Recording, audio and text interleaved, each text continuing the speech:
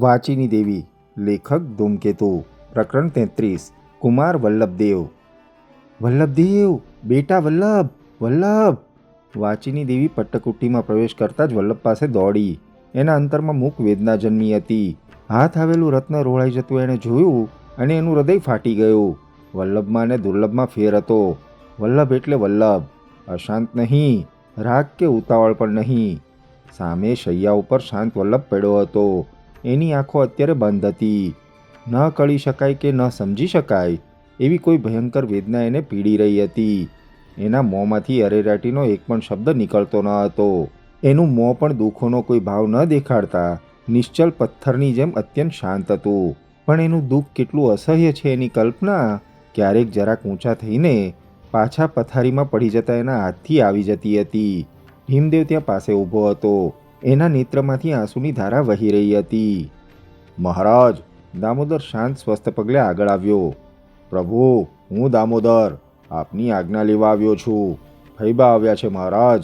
વલ્લભે આંખ જરાક ઉગાડી, પણ તે તરત પાછી મીચી ગયો. એ કાંઈ બોલ્યો નહીં. દામોદરે ચારે તરફ દ્રષ્ટિ કરી. તે ચૌલા પાસે ગયો.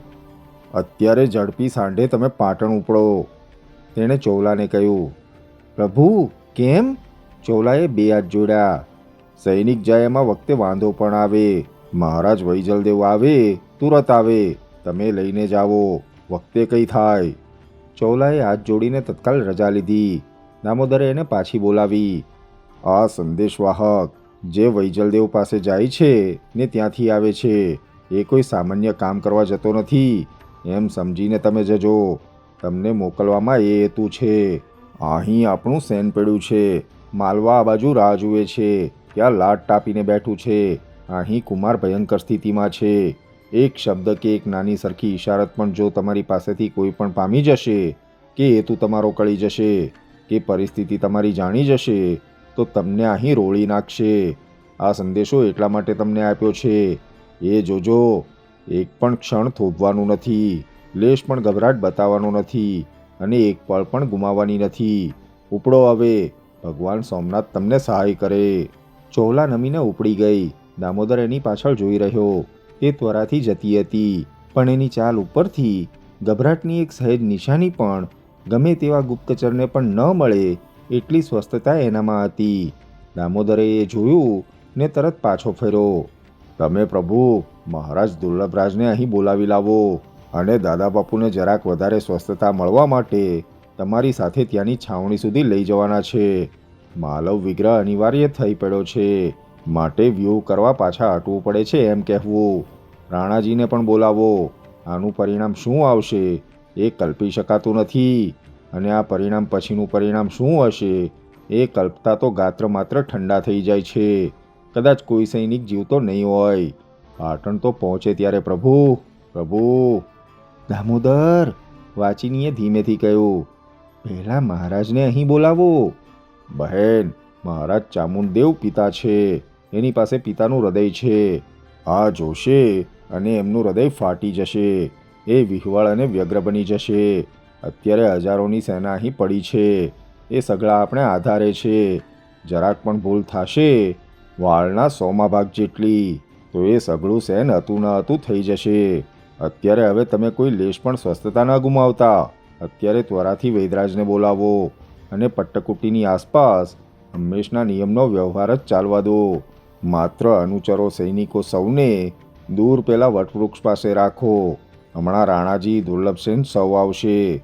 ભીમદેવ કુમારને જ જવા દો. ભીમદેવ ધીમા પગલે આગળ આવ્યો. પ્રભુ, તમે અહીંથી બહાર નીકળો. ચહેરા ઉપર લેશ પણ ગભરાટ બતાવશો તો આપણું મૃત્યુ થશે.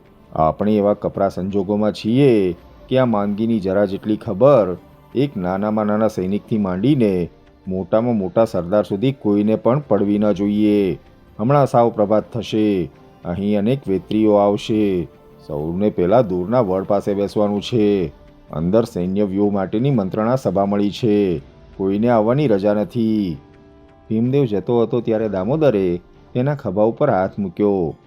પ્રભુ, વેદ પણ શાકુનિક બનીને આવે એ જોવાનું રહેશે.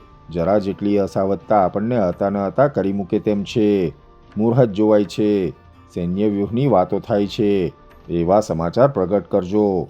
તમે પ્રભુ વેદને જલ્દી મોકલો, પરંતુ એ પણ શાકુનિક બનીને જ આવે. અહીં કોઈ અનુચર પણ ન આવે. થોડી વાર પછી અજવાળું થતાં જ ચારે તરફથી પક્ષીઓની કોલાહલ આવવા લાગ્યો. સૈનિકો ઘૂમવા લાગ્યા. શંખ દુંદુભી નોબત વાગવા માંડ્યા. ઘોડેસવારો આમથી તેમ જવા માંડ્યા. દામોદર હર ક્ષણે દુર્લભરાજની રાહ જોઈ રહ્યો હતો. એ આવે તો પછી કંઈક વાત થાળે પડે. થોડી વાર પછી ભીમદેવ, દુર્લભરાજ, રાણોજી એક કોઈ શાકુનિકા તરફ આવતા દેખાયા. દામોદરના જીવમાં જીવ આવ્યો. વલ્લભ અત્યંત શાંત પડ્યો હતો. તે કંઈ બોલ્યો ન હતો. બોલી શકવાની ચેતના પણ એનામાં ન હતી. રાણોજી પાસે આવ્યો. એની આંખમાં આંસુ આવી ગયા હતા. દામોદર, શું છે? ક્યાં છે વલ્લભદેવ મહારાજ? રાણીના કામ છે કે શું? મહારાજ પણ. જુઓ રાણોજી, અત્યારે તો કંઈ કહેતા કંઈ બોલાય તેમ નથી. આપણે દુશ્મન પાસે પડ્યા છીએ. સૌ ફરી અંદર ગયા. વૈદરાજે નાળ તપાસી. તેના મોં ઉપર નિરાશા છવાઈ ગઈ. આ ક્યારે બન્યું? તેણે ધીમેથી પૂછ્યું. મને આટલું મોડું કહેવડાવ્યું. આ ક્યારે બન્યું? શું છે? શું લાગે છે વૈદરાજ? રાણોજી આગળ આવ્યો.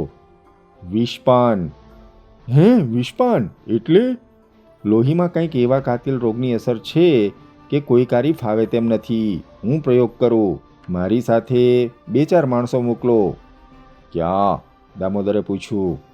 મારી સાથે. ના, એમ નહીં. દામોદર આગળ આવ્યો. તમે વૈદરાજ અહીં જ ઔષધિ તૈયાર કરો. પ્રયોગ ચાલુ કરો. બહાર જવાનું માંડી વાળો. જે જોઈએ તે તમે પોતે કહો એટલે અહીં આવે. અહીં કોઈ અનુચર પણ હવે પ્રવેશ નહીં મેળવી શકે. બહેન, તમે, ભીમદેવકુમાર, રાણાજી સૌ અહીં થોભો. હું બહાર હેરાફેરા કરું છું. દામોદરે ત્વરાથી 2-4 માણસોને બોલાવી વૈદરાજની સાથે જવા કહ્યું. સૌ નિરાધાર થઈ વલ્લભ પાસે બેસી ગયા. એની સામે જોઈ રહ્યા. વલ્લભ નિંદ્રામાં હતો કે મૃત્યુની શાંતિ તરફ જઈ રહ્યો હતો. કોઈ કંઈ કહી શકે તેમ ન હતું. દામોદર, વૈદરાજે વિષપાન કહ્યું? રાણોજીએ પૂછ્યું. પ્રભુ, કંઈક અગમ્ય રોગ છે. ખબર કંઈ પડતી નથી. આજ જરાક ચાલ્યો કાં? દામોદર થોડાથી બેઠો થઈ શૈયા પાસે ગયો.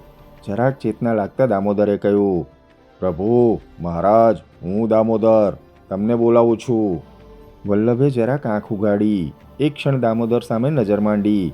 જરાક સ્મૃતિ આવી હોય તેમ લાગ્યું. કોણ? પ્રભુ, હું દામોદર. અહીં દુર્લભરાજ મહારાજ છે. આ કુમાર ભીમદેવ.